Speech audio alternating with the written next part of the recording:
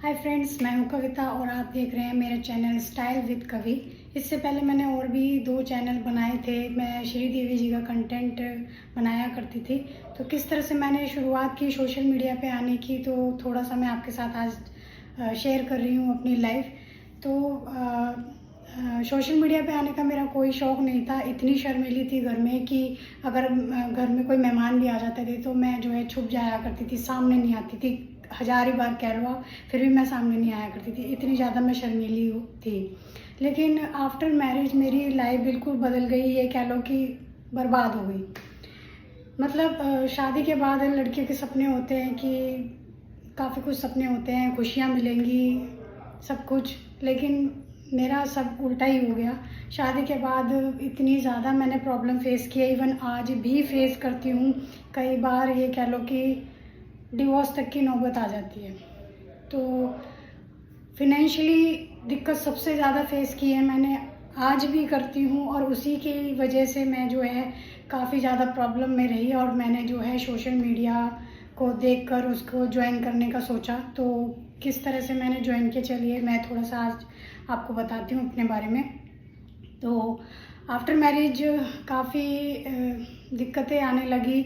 Husband जो है ये कह लीजिए कि बिल्कुल ऑपोजिट है मेरे। हमारी मेंटलिटी बिल्कुल ऑपोजिट है। फिनेंशियली उन पे ही डिपेंड रहना पड़ता है। जॉब में अब शादी के बाद एकदम जॉब तो नहीं करना शुरू कर दूंगी, ना ही ऐसा सोचा था कभी। माइंड मेकअप ऐसा नहीं था। पेरेंट्स भी मेरे कंजर्वेटिव थे, तो वो भी कभी जॉब के लिए नहीं चाहते थे। और उन्होंने अपनी वेल्थ के अनुसार सब कुछ शादी में सब कुछ किया मेरे। तो उन्होंने कोई अपनी तरफ से कमी नहीं छोड़ी। इवन आज भी वो मेरा बहुत साथ देते हैं। तो थैंक यू कि मैं आज एग्जिस्ट हूँ, तो अपने पेरेंट्स की वजह से ही हूँ। काफ़ी कुछ फेस किया है मैंने। तो आफ्टर मैरिज इतनी ज़्यादा लड़ाई झगड़े होते थे मेरे हस्बैंड में और मेरे में नहीं होती थी। घर में जो मेरे इन लॉज हैं वो भी इतने अंडरस्टैंडिंग नहीं थे कि वो हम दोनों के बीच में जो है इस चीज़ को सॉर्ट आउट कर पाए। इवन आज भी नहीं है। मेरे हस्बैंड जो हैं वो मेरी जो है मदर इन लॉ के कहे में रहते हैं। मतलब जो वो कहती हैं वो समझाती हैं, वो उन्हीं का है। और थोड़ा सा जो है बुली माइंड के मेरे हस्बैंड है, बहुत जल्दी गुस्सा एग्रेसिव हो जाते हैं। तो वो किसी की ज़्यादा सुनते भी नहीं हैं। ठीक है, अपना अपना नेचर होता है, क्या कर सकते हैं। थोड़ा टाइम मैं इस चीज़ को फेस करती रही। काफ़ी हमारे बीच लड़ाई झगड़े होते, कुछ भी बात, इवन मैं कुछ भी समझाने की, इवन आज भी मैं अगर कोई बात समझाने की कोशिश करती हूँ तो मैं उनसे नहीं कह सकती, बिल्कुल नहीं कह सकती, क्योंकि जो उनको समझ आता है वो वही करते हैं। और ठीक है, कुछ बातें हमें माननी भी पड़ती हैं, क्योंकि देखिए वही अर्न कर रहे हैं, घर का खर्चा वही चला रहे हैं, तो थोड़ा सा मानना भी पड़ता है। तो इस चीज़ को लेकर मैं काफ़ी ज़्यादा परेशान रहती हूँ। लड़ाई झगड़े हुए शादी के बाद करीबन 8-10 साल जो है लड़ाई झगड़े में चला गया मेरा। कभी घर पर अपने पेरेंट्स के घर पर हूँ, कभी घर पर पड़ी हूँ, रो रही हूँ, बस टाइम कट रहा है उल्टा सीधा, बहुत ज़्यादा। और सबसे ज़्यादा दिक्कत यही होती थी, मेरे हस्बैंड में एक आदत है कि आप खर्चे देना बंद कर देते हो। कि लड़ाई हो जाती थी तो मेरे खाने खर्चे देना बंद, कि अब देखूँगा कि ये मेरे आगे आके रोएगी, गिड़गिड़ाएगी तो माफ़ी मांगेगी, चाहे मेरी गलती हो चाहे ना हो।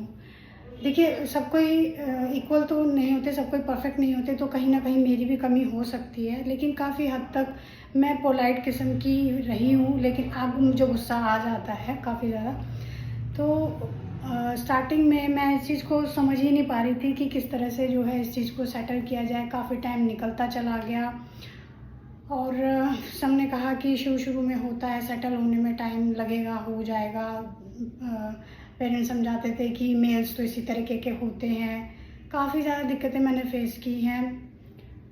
तो ठीक है, चल रहा था टाइम, इस तरह से कट ही रहा था। 8-10 साल मैंने बर्बाद कर दिए। अच्छा, जॉब करने बाहर निकली कि चलो थोड़ा अर्न करूँगी, जॉब करने बाहर निकली। कभी बाहर नहीं गई थी तो इतना मुझे कुछ आइडिया नहीं था। क्वालिफ़िकेशन भी कुछ ख़ास नहीं, ग्रेजुएट थी। और आफ्टर मैरिज मैंने जो है कंप्यूटर का बेसिक कोर्स किया। वो भी मेरे पेरेंट्स ने ही मेरे को पैसे दे के करवाया ताकि मैं जॉब ज्वाइन कर सकूं, क्योंकि हर जॉब की रिक्वायरमेंट रहती है कि आपको जो है बेसिक नॉलेज होनी चाहिए कंप्यूटर की, क्योंकि सिस्टम वर्क ही मैंडेटरी होता है। ठीक है, अब जैसे तैसे मैंने 8-10 साल बाद लड़ते झगड़ते कुछ जॉब ज्वाइन भी करी। कुछ जॉब भी मैं ज़्यादा दिन नहीं कर सकी, क्योंकि 2-3 महीने करती थी, घर का भी काम करना।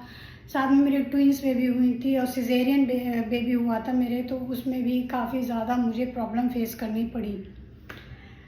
उसके बाद जो है जॉब ज्वाइन करी। जॉब में भी यही रहता था, पहले घर का करो, बाहर निकल गए तो लेट क्यों आ रहे हो, कहाँ जा रहे हो, किसके साथ हो, तो काफ़ी ज़्यादा इशू होते थे। मतलब हर तरीके से लड़ाई झगड़ा होना ही होना। तो मैं जॉब भी ज़्यादा नहीं कर पाती थी, क्योंकि एक तो माइंड पे स्ट्रेस इतना रहता था, साथ ही बॉडी भी मेरा साथ नहीं देती थी। 8-10 घंटे पहले घर का सारा काम करने के बाद में, उसके बाद में बच्चों को भी देखना और फिर उसके बाद जॉब भी करके आना, तो मैं लिटरली टूट जाती थी, नहीं होता था मुझसे। 3-4 महीने मैंने बहुत कोशिश की, 2-3 जॉब ट्राई की, और उसमें एज ए फ्रेशर होने की वजह से ज़्यादा से ज़्यादा 12-13 हज़ार रुपये मिलता था। तो आना जाना ये सब मतलब ठीक है, उस टाइम पर मेरे को पैकेज मेरे लिए इनफ था, सफिशिएंट था, बट मैं मैनेज नहीं कर पा रही थी और मैंने जो है जॉब छोड़ दी। काफ़ी टाइम लड़ाई झगड़े फिर होने लगे और सेपरेशन हुआ। 2 साल मैं अपने जो है मायके में रह के भी आई, और उसके बाद फिर यहाँ पर वापस अपने घर में आई ससुराल, और उसके बाद भी कुछ टाइम थोड़ा शांत रहता, लेकिन फिर भी सब चीज़ें बहुत ज़्यादा अप एंड डाउन बहुत ज़्यादा देखे हैं मैंने, इवन आज भी हो जाता है। तो बस अभी इसका यही है, क्योंकि साथ में बच्चे हैं तो कहीं छोड़ के जा नहीं सकते हैं, काफ़ी ज़्यादा टाइम निकल चुका है। बस सब जगह से एक ही जवाब मिलता है, या तो सेपरेट हो जाओ और अपना कमाओ और खाओ, या फिर इस तरह से ही जीते रहो। साथ में 2 मेरी ट्विंस बेटियां हैं, जिसकी वजह से मैं छोड़ भी नहीं सकती, क्योंकि उनकी भी लाइफ ख़राब हो जानी थी। यही वजह है कि हूँ साथ में। तो बस, तो सोशल मीडिया पर मैं इस तरह से आई, मैं देखा करती थी कि यूट्यूब पर लोग वीडियोस बनाते हैं और फिर जो है हम पैसा कमाते हैं। तो मैंने भी ऐसा कुछ ट्राई करने का सोचा कि घर से निकल नहीं सकते हैं, थोड़ा टाइम देकर कुछ इस तरह का ही सोचूं। तो ज़्यादातर देखा गया है कि लोग जो है एंटरटेनमेंट ही पसंद करते हैं। आमतौर पर पढ़ाई लिखाई की या कुछ इस तरह की एजुकेशनल बातें सुनना कम पसंद करते हैं, एंटरटेनमेंट पर ज़्यादा लोगों का ध्यान होता है, ज़्यादा फोकस होता है। तो मैंने भी सोचा चलो एंटरटेनमेंट पर ही बनाकर देखते हैं। तो मैंने 1 साल 2 साल जो है काफ़ी मेहनत किया और श्री देवी जी का कंटेंट जो है बनाना शुरू किया।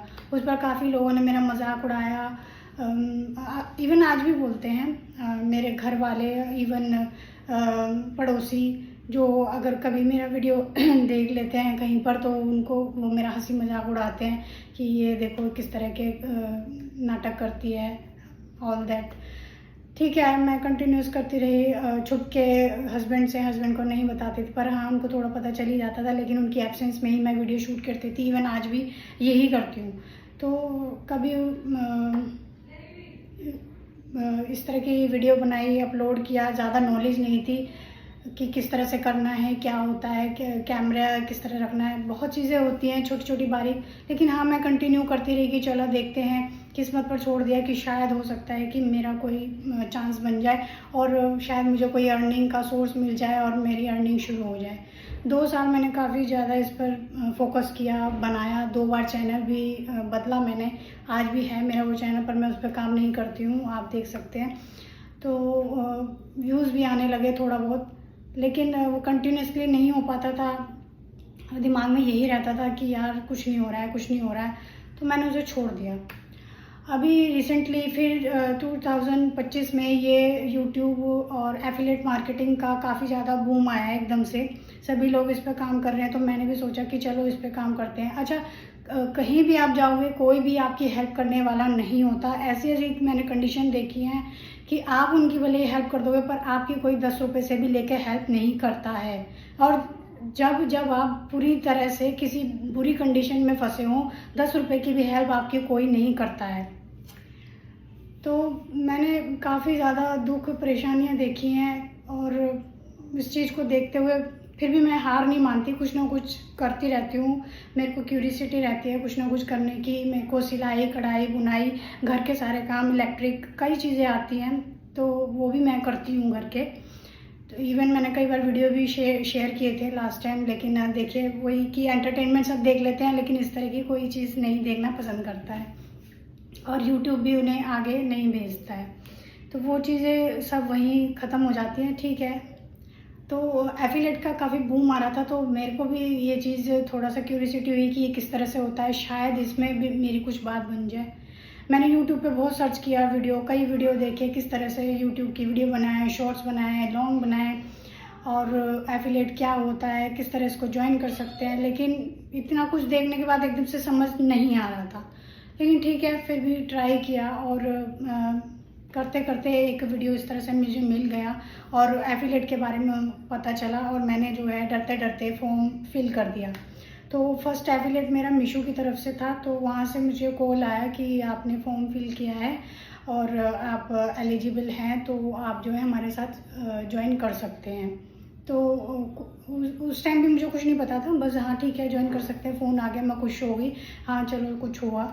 तो उसके बाद फिर उन्होंने मुझे बोला कि लैला ऐप, अच्छा ये ऐप्स होते हैं, शायद कुछ लोग जानते होंगे जो एफिलेट से जुड़े हुए हैं, इस बारे में सुना होगा, जिन्होंने नहीं सुना वो नहीं जानते होंगे। तो काफ़ी ज़्यादा एफिलेट प्रोग्राम के लिए कुछ ऐप्स होते हैं जिनके थ्रू आप एफिलेट मार्केटिंग कर सकते हैं। लैला है, हाइपर्ड है, और हुकअप है, अब विशलिंक है सबसे ज़्यादा पॉपुलर। विशलिंक तो बहुत टाइम से है, मैंने इसको पहले कभी गौर नहीं किया था, मैं बस ठीक है विशलिंक के बारे में हाँ सुना था मैंने। तो मुझे मीशो का कॉल आया और उन्होंने मुझे बोला कि आपको जो है, तो उन्होंने बोला कि लैला ऐप के थ्रू जो है आप जो है वर्क करेंगे, इस तरह से ये वर्क होता है। और काफ़ी चीज़ें जब भी क्लियर नहीं थी, तो ठीक है मैंने लैला ऐप जो है ज्वाइन कर लिया, उन्होंने जैसे जैसे बताया और उन्होंने जैसे जैसे कहा उस तरह से मैंने काम करना शुरू किया। तो स्टार्टिंग में लैला की तरफ से मेरे को कुछ जो उनके क्विज़ अनाउंस होते हैं, कॉन्टेस्ट होते हैं, उनमें मैंने पार्टिसिपेट किया, और थोड़ा बहुत जो है वहाँ से थोड़ा बहुत लिटिल बिट अर्निंग्स वहाँ से मुझे होना शुरू हुई। तो मेरे अंदर से एक आवाज़ आई कि चलो तो धीरे धीरे इसको ही करते हैं, कि शायद हो सकता है इतना ही बन जाए कि मंथली मेरा जो है 2-3-4 हज़ार रुपये का इंतज़ाम हो जाए, तो मैं अपने खर्चे उठा लूँ। और शायद आगे जिस तरह से और बड़े क्रिएटर इतना कमा रहे, तो हो सकता है मैं भी कमा लूँ किसी दिन। करती लगी, काफ़ी महीने पास हो गए, तो कॉन्टेस्ट तो मैं कर लेती थी, लेकिन अब धीरे धीरे जो है क्राइटेरिया आने लगा कि जिसकी ज़्यादा सेल्स होती हैं उनको ही ज़्यादा प्रेफर किया जाता है इन ऐप्स में भी। तो और सेम कि जब आपकी सेल नहीं होती है तो फिर उसका जो है फ़र्क पड़ता है। सेल होना भी तो ज़रूरी है, सेल होती है तभी आपका जो है एफिलिएट मार्केटिंग भी वर्क करता है। तो काफ़ी चीज़ें हैं अभी भी, और सीख रही हूँ और कर रही हूँ अभी भी, तो कोशिश मेरी जारी है। तो अगर आप भी ये चीज़ें सीखना चाहते हैं इस तरह से जैसे मैं आई हूँ और शुरू कर रही हूँ, तो क्या क्या चीज़ें होती हैं, काफ़ी चीज़ें अब मैं जान गई हूँ, वो मैं आपको भी बता सकती हूँ कि अगर आप भी ज्वाइन करना चाहते हैं मुझे तो कर सकते हैं। किस तरह से विशलिंग काम कर सकता है, किस तरह से लैला से काम किया जाता है, एफिलिएटिव मार्केटिंग क्या होती है, वाइट लिस्ट क्या होता है, क्या सारे ये जो इतने बड़े बड़े क्रिएटर हैं वो क्या सब कुछ अर्न करते हैं, किस तरह से इनके पास इतना पैसा आता है, सारी चीज़ें, बहुत सारी चीज़ें इसके अंदर होती हैं सीखने के लिए, बताने के लिए। मैं अगर आप जानना चाहते हैं तो वो मैं आपको आगे आने वाली वीडियो में बताऊंगी। आप मुझे कमेंट कीजिएगा इस बारे में जो भी आप जानना चाहते हैं। तो ये थी मेरी जर्नी फ़िलहाल, और अभी भी मैं एक नए चैनल से ग्रोथ कर रही हूँ। तो अभी वो बहुत छोटा चैनल है, अभी स्टार्टअप हुआ है। तो अभी यूट्यूब पर, हाँ एक चीज़, यूट्यूब पर आपको जो है कंसिस्टेंट होना बहुत ज़रूरी है। आप कंसिस्टेंट का मतलब है कि आपको वीडियोस अपने जो है रेगुलर डालने हैं, या वीकली आप डाल रहे हैं तो आपको कंसिस्ट रहना है। डालना है तो डालना है ही, डेली डालना है तो डेली ही डालना है, और अगर आपको वीकली डालना है या आफ्टर 2 डेज डालना है तो डालना ही है। टाइमिंग्स क्या होती हैं, किस तरह की वीडियो, तो काफ़ी चीज़ें होती हैं और ये करना ज़रूरी होता है। तभी यूट्यूब का एल्गोरिदम और जो है इंस्टाग्राम का एल्गोरिदम दोनों का अलग अलग है, लेकिन काम जब ही करते हैं आपके अकॉर्डिंग। फिर वो आपके यूज्ड टू हो जाते हैं, जैसा आप करते हैं वैसा वो आगे जो है प्रमोट करते चले जाते हैं। तो दोनों ही चीज़ पर कर सकते हैं आप। अगर इंस्टाग्राम पे भी करना चाहते हैं एफिलिएट मार्केटिंग, आप उस पर भी कर सकते हैं। इन ऐप्स के कुछ क्राइटेरिया होते हैं कि कितने फॉलोअर्स और कितने पोस्ट, कितनी रील्स, उसके बाद आपको जो है कुछ चीज़ें प्रोवाइड की जाती है, आप एलिजिबल हैं या नहीं हैं। बहुत सारी चीज़ें हैं बताने के लिए, सभी ऐप का थोड़ा अलग अलग सिस्टम होता है। तो आप भी इसके थ्रू जो है अर्निंग कर सकते हैं अगर आप मेहनत करें और कंसिस्टेंट रहें, और पेशेंस रखना बहुत ज़रूरी है। यूट्यूब पेशेंस बहुत ज़्यादा लेता है। आप एक टाइम ऐसा आएगा कि आप थक जाओगे कि यार व्यूज़ नहीं आ रहे हैं और आगे काम ही नहीं बढ़ रहा है, तो आप सोचोगे यार अब नहीं होगा मुझसे, अब मैं छोड़ दूंगी। और मेरे साथ भी ऐसा ही होता है, इवन अभी भी ऐसा ही चल ही रहा है, इतना ज़्यादा भी मेरा ग्रो भी नहीं हुआ है। तो अभी मैं आप लोगों से भी यही कहना चाहती हूँ कि प्लीज़ मुझे प्रमोट कीजिए। अभी मैं 60 डेज़ का यूट्यूब का दोबारा से चैलेंज लेने जा रही हूँ, जिसके अंदर की यूट्यूब की कंडीशन होती है कि अगर 60 दिन या 90 दिन के अंदर आप रेगुलर होकर अपने वीडियोस अपलोड करते हैं, अच्छे वीडियोस बनाते हैं, तो आपका जो है वो मोनेटाइज करते हैं, यूट्यूब आपके चैनल को मोनेटाइज करता है। तो अभी मैं इस 60 डेज़ का चैलेंज लेके देख रही हूँ कि अगर इस टाइम मेरी ग्रोथ हो जाए, तो इसके लिए मैं पूरी तरह से कंसिस्टेंसी अपने अंदर लाने की कोशिश कर रही हूँ। क्योंकि पीछे जो मैं नहीं कर पाई थी, बीच बीच में गैप हो जाता था, छूट जाता था या डीमोटिवेट होकर छोड़ देती थी, तो अभी वो नहीं करना है। 60 डेज़ रेगुलर टाइमिंग और रेगुलर पोस्ट करनी है, अच्छा कंटेंट देना है क्या, तो यही सब है। और मैं आप लोगों से चाहती हूँ, क्योंकि देखिए हमारी जो ऑडियंस है, अगर आप लोगों का सपोर्ट नहीं मिलेगा तो उसके बिना कुछ भी नहीं है। आप कितना भी कुछ भी कर लो, आप लोगों का सपोर्ट नहीं मिलेगा, लाइक नहीं मिलेंगे, कमेंट नहीं मिलेंगे, तो हम आगे नहीं बढ़ सकते। तो आपसे मेरी रिक्वेस्ट है कि आप प्लीज़ मेरे चैनल को फॉलो कीजिए, सपोर्ट कीजिए मुझे, और मेरे 60 डेज़ के चैलेंज को जो है कंप्लीट करने में मेरी हेल्प कीजिए। और आप भी अगर चाहते हैं मेरे साथ जुड़ना, आप भी ये सब करना चाहते हैं, अपने यूट्यूब चैनल को मोनेटाइज करना चाहते हैं, विश लिंक को ज्वाइन करना चाहते हैं, एफिलिएट मार्केटिंग करना चाहते हैं, तो सारी नॉलेज जो है मैं आपको यहाँ पर प्रोवाइड करूँगी। तो आप मुझे प्लीज़ सपोर्ट कीजिए। अभी फ्रेंड्स मेरे सामने सिर्फ एक ही मेरा मोटिव है कि मेरी बेटियों को मैं इतना कोर्स या इतनी पढ़ाई तो मैं नहीं कह सकती, लेकिन हाँ मैं चाहती हूँ कि कुछ ऐसा कोर्स वगैरह उनको करा दूँ ताकि वो अपने पैरों पे स्टैंड रहें, आगे कोई भी प्रॉब्लम उनको फेस ना हो। एटलीस्ट वो इतना अपना स्टैंड हो जाएं कि वो कुछ स्टेप ले सकें और कुछ कर सकें, अपनी अर्निंग खुद कर सकें। इसके लिए मैं कमाना चाहती हूँ और उसी के लिए मैं हमेशा से कोशिश कर रही हूँ, लेकिन अभी वो आप लोगों के बिना पूरी नहीं हो सकती, आप लोगों के सपोर्ट के बिना पूरी नहीं हो सकती। लाइक नहीं मिलेंगे, लिंक्स नहीं मिलेंगे, कमेंट्स नहीं मिलेंगे, फॉलोज़ नहीं मिलेंगे, तो फिर ये जर्नी मेरी जो है यहीं रुक जाएगी। तो इसीलिए आप लोगों से मेरी रिक्वेस्ट है, प्लीज़ थोड़ा सपोर्ट कीजिए। 60 डेज़ का चैलेंज मैं कंप्लीट करने जा रही हूँ, इसको आप मेरा पूरा करने में जो है सहयोग दीजिए, सपोर्ट दीजिए। अगर आप भी करना चाहते हैं तो मेरे साथ आप भी जुड़ जाइए और आप भी इसे पूरा कीजिए प्लीज़। मेरे ये जो मेरा ड्रीम है मेरी बच्चियों को मेरे को आगे कराने के लिए, उसके लिए देखिए कोई भी कोर्स आजकल कराने बहुत महंगा पड़ता है। कोई भी छोटा कोर्स आप कराएंगे, ब्यूटिशियन का हो गया या फैशन डिज़ाइनिंग हो गया, वो भी लाख 2-2 लाख रुपए लगाकर भी कोर्स कंप्लीट नहीं होते हैं। तो सबके लिए पैसा चाहिए होता है, सबके लिए पैसों की रिक्वायरमेंट होती है। तो बस मेरा वही मोटिव है, वही ड्रीम है कि मेरे बच्चों के लिए मैं इतना पैसा इकट्ठा कर सकूं कि आने वाले अगले साल तक मैं पैसा इकट्ठा करके उनको जो है कुछ कोर्स के लिए अप्लाई करवा सकूं। और मुझे कमेंट भी कीजिएगा कि अगर आपके पास भी कोई और आइडिया है तो वो भी मैं उनको आगे करा सकूं, तो उसके लिए भी मुझे जो है कमेंट कीजिएगा। Thank you.